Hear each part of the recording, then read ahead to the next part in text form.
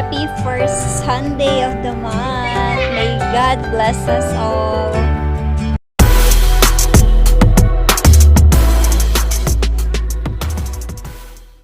Good morning! So, katapos ko lang maligo. Magsisimba kami ngayon. Ayun, mag-ayos na ako. Every Sunday kasi talaga, nagsisimba kami. Pasasalamat sa whole week na blessing na binigay ni Papa Jesus sa amin. So, dapat hindi talaga yun natin makakalimutan na magpasalamat. Kasi sabi nga, di ba, 1 hour na nga lang hinihingi ni Lord. Tapos, sa isang linggo, isang beses lang din. So, ayan, talagang nagsisimba kami. Actually, every night naman bago tayo matulog, di ba? Nag-pray naman talaga tayo. Pero, syempre, mas okay pa rin yung pupunta tayo sa simbahan at magpapasalamat for the whole week na blessing. Lalagay ako ng onting makeup. Makeup ba tawag dyan? Basta maglalagay lang ako ng kilay, tapos lipstick, tapos dito, yung liquid eyeliner kasi hindi ko talaga bet yung wala akong liquid eyeliner kasi dito sa may dito. Ang pale kasi ng mukha ng mata ko, ayun, gusto ko talaga medyo napapansin, medyo ano yung eyes ko, ganyan. Kaya naglalagay talaga ako, hindi kumpleto. Pag walang liquid eyeliner dito, tapos ang mascara, kasi wala akong pilik mata. I mean, ang liit-liit ng pilik mata ko. Eto, maglalagay ako nito muna. Favorite ko to. Marami na ako nabili nito. Maliit lang binibili ko kasi hindi ko afford yung malaki.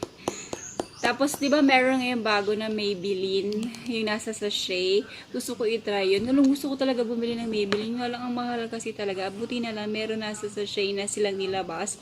Ita-try ko talaga yun. Tapos, ito gamit ko from EV Everbelena Tan Face Powder. Wala lang, gusto ko siya.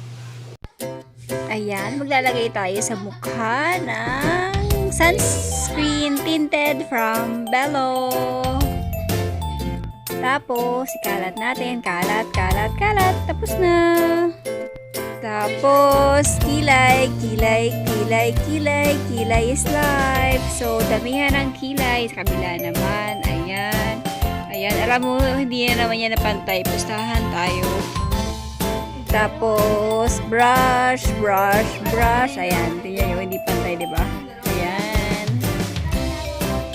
Tapos, for eyeshadow, gamit tayo ng Maybelline lipstick. Kasi wala akong eyeshadow. Hindi, meron naman akong eyeshadow. Pero, hindi ko siya bet kasi may glitter siya. So, ayan. Ayan na. My favorite part, liquid eyeliner. Bet ko talaga to, promise. Tapos, dito naman sa kabila, ayan, hindi na naman yan pantay, promise. And then, ayan, tapos na, ipitin naman natin ang ating mata, kilay, and then, tapos na rin sa wakas. Uy, tama na yan, tapos na. Tapos na ako mag-ayos. Ayan lang, yan na yun. So, nagbihis ako ng damit. Wala, hindi ko lang bet yun. Ito, feel ko lang to. Okay lang to, alam nyo ba, 10 pesos lang bili ko dito. Okay naman. Yan yun. Ayan, since hindi ko naman siya nasusuot. Hindi ko pa siya nasusuot. Isang buwan ko na itong nabili. Kasi meron tong, dito, tas na ganito lang. Tapos ginawa ko, tinahi ko na lang. Natagal din naman kasi maligo nung dalawa, ni Kuya tapos ni Gab. So, ayan. Then, nakita ko to. Cute, no? 10 pesos lang yan. 10 pesos lang. Ayun. So, nag-aantay pa ako matapos si Kuya Jay. Nagbibihis na siya ngayon. Tapos si Papa, ini-start na yung sasakyan. Ayan. Papunta na kami ng simbahan. Ayan. Alam mo, maganda talaga pag sa province kasi walang traffic.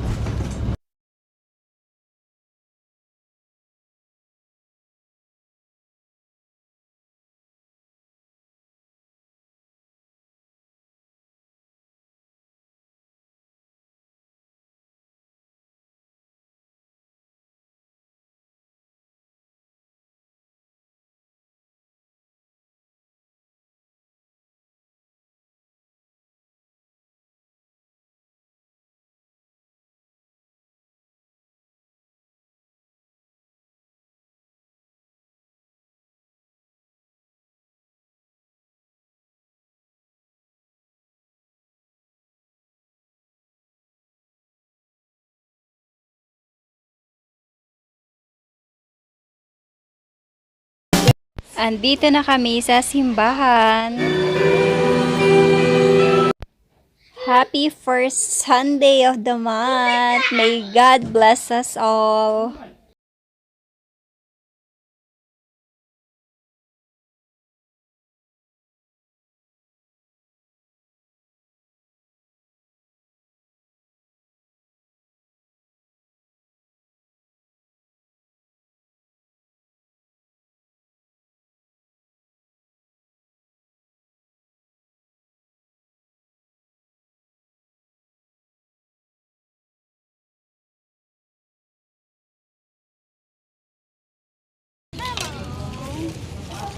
Hindi nakikita si Papa. Huwag na lang.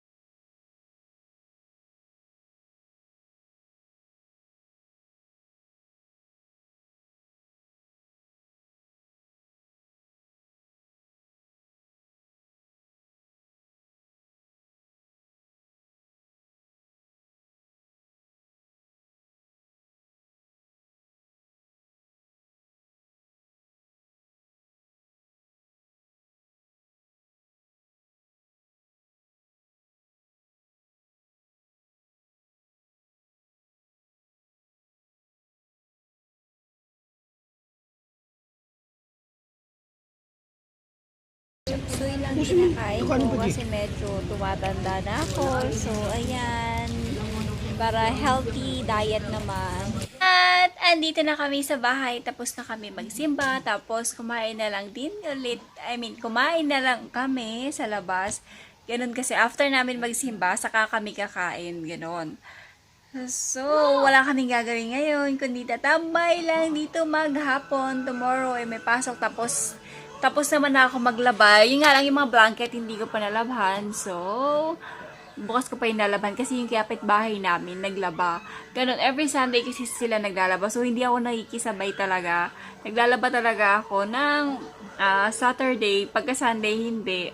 Kahit gano'ng kadami yung labahan ko, basta hindi ako maglalaba ng Sunday kasi sila Kuya Roy, yung neighbor namin, marami silang labahan kasi tuwing Sunday lang sila naglalaba. Hindi katulad ko na pwede ako maglaba everyday. Wala naman kasi akong trabaho. Sila Kuya Roy meron. So, hindi talaga ako naglalaba para yung sampayan is masulit talaga nila. I mean, yung magamit talaga nila na hindi na walang nakakasagabal. Kulang pa kasi yung sampayan dun sa labahan nila. As in, ang dami-dami nilang labahan kasi may dalawa silang baby. I mean, tatlo yung anak nila. Tapos yung isa, medyo naihipa sa kumot, sa higaan. Di na ata at nilalagyan ng diaper ni Ate Joy. So, ayan. Marami talaga silang labahan every week. Bumibili kami ng tubig kasi naubusan kami ng mineral water. Dito kami sa labas. Papa. Ayan.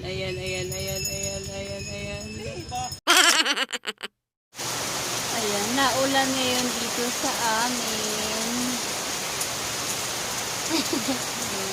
Ayan yung mga neighbor.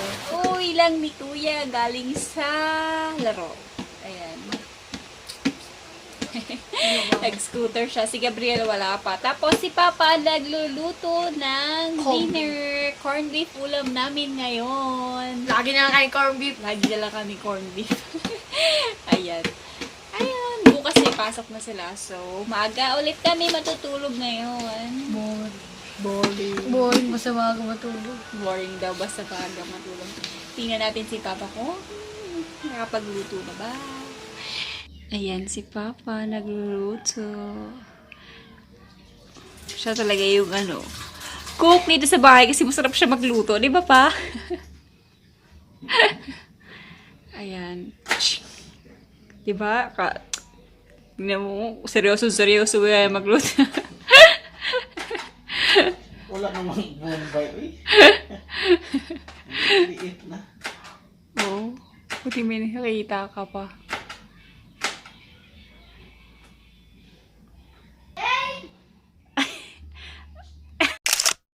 Hindi niya mabuksan. Saway.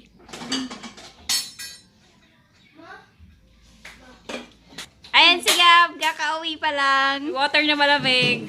Asan? Ito? Oo. Yung green? Ano ba bulag na?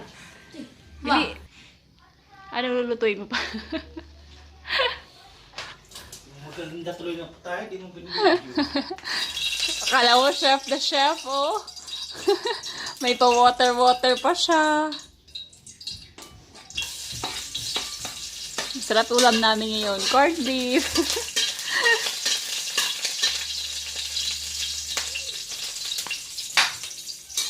Ayun ang pagluto. Ayan, oh. Mabraw na gani. Sarap. Ilagay ito. Parang niluto niya. Bakit ganito pala yung ano? Tapos na kami kumain. Ayan si Gabriel. Kagili niya. Tapos lang. Maligo. Yan. Dito ko na rin i-end ang video namin kasi matutulog na kami. So, see you tomorrow. Bye. Thank you for watching. Bawal yan mo.